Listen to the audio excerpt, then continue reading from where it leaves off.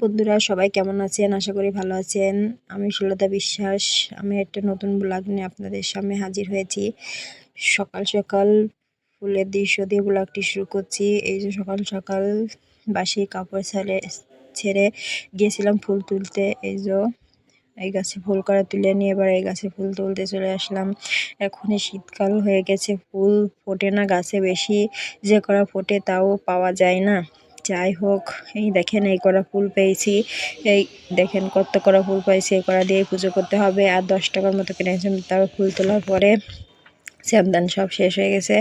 এখন আমার কাঁঠালের বিচির জন্য এই যে দুধ রান্না করে নিচ্ছি। কাঁঠালের বিচি 5 বছর 5.5 বছর বয়স, এখনো ভাত টাত খায় না। এই যে কাঁঠালের বিচির জন্য এখন গরুর দুধ দিয়ে সুজি রান্না করে নিলাম। তারপরে এই যে আমার শ্যামদান করা হয়ে গেছে। এখন শীতকাল যেহেতু নিজেকে একটু রেডি করতে হবে, একটু সিঁদুর পরে নিতে হবে। যাই হোক, সেটা আপনাদের সাথে শেয়ার করতেছি, চলুন দেখতে থাকুন। এই যে কিছু খুঁজে পাচ্ছিলাম না, চেরন কোথায়, কাঁঠালে বেশির জন্য কোন গানে ঘর গোছানো থাকে না, এই জিনিস ওখানে ও জিনিস ওখানে রেখে দেয় নিয়ে, এই জন্য চেরনটা খুঁজে বেড়াচ্ছিলাম। যাক, তার মধ্যে দুধটা নামাই নিলাম। নামাই নেওয়ার পরে রেখে এবার আমি সিঁদুর পরে নেব। যাই হোক, আপনারা দেখতে থাকুন, আশা করি আমার সাথে থাকবেন।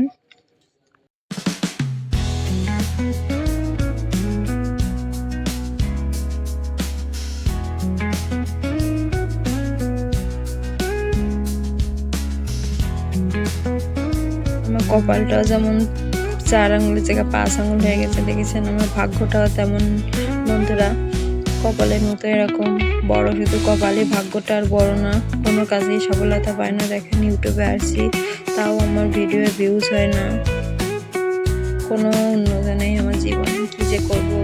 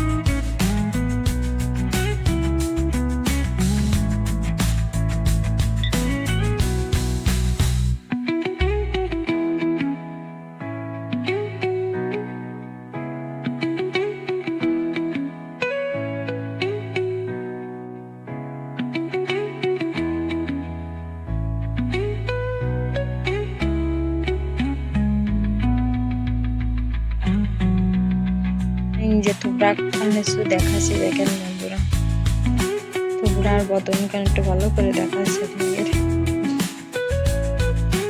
বদনে কোনো নাই।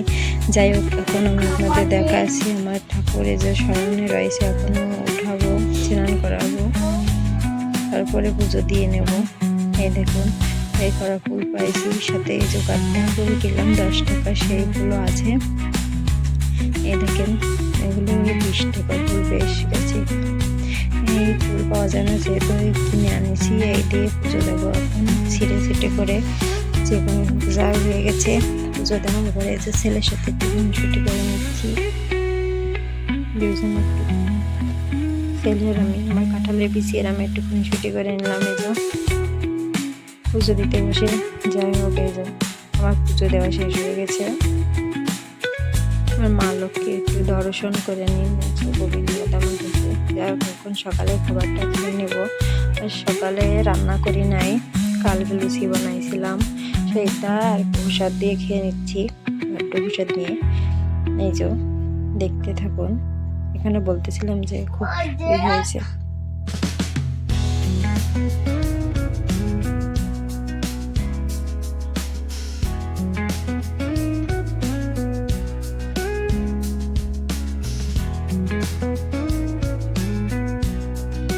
যে খাওয়া দাওয়া শেষে এখন ডিম, বাজার থেকে ডিম নিয়ে আসলাম, নিয়ে এসে ডিম সেদ্ধ করা হয়ে গেছে, মশলা করা হয়ে গেছে। দেখেন, ডিমগুলো এবারে বেছে নেব। এবার টমেটো কেটে নিয়েছি, মাছ দিয়ে ঝোল করবো আর ডিমের ঝোল করবো। যাই হোক ডিম করে ঢেলে দিয়ে কড়াইখান ভালো করে ধুয়ে নিচ্ছি, নিয়ে মাছ করে তুলে নিয়ে এবার নুন হলুদ মাখাই নেব।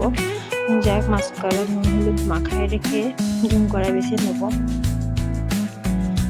ডিমে যদি সেদ্ধ করার সময় একটু লবণ দেওয়া হয় বন্ধুরা, তাহলে ডিমগুলো তাড়াতাড়ি ওঠে। দেখে ডিমগুলো সুন্দর উঠবে, কিন্তু এই ডিমটা হচ্ছে সেদ্ধ কম রয়েছে, তাই এক পাশ থেকে সেদ্ধ হয়ে একটু রয়েছে। যাক ডিমটা বেছে নিয়ে চারটা ডিম বেছে নিয়ে এখন হচ্ছে রান্নাটা করে নিব। প্রথম টমেটোর তরকারিটা রান্না করব, তারপরে ডিম রান্না করব। যাই হোক আমি আর বেশি কিছু বলছি না, আপনারা দেখে নিন।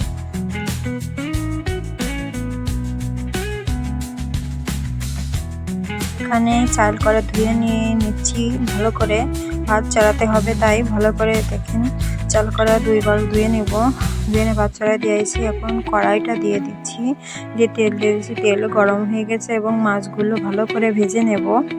এই যেহেতু কাঁচা মাছ আমি খেতে পারি না, ভালো করে ভেজে নেব।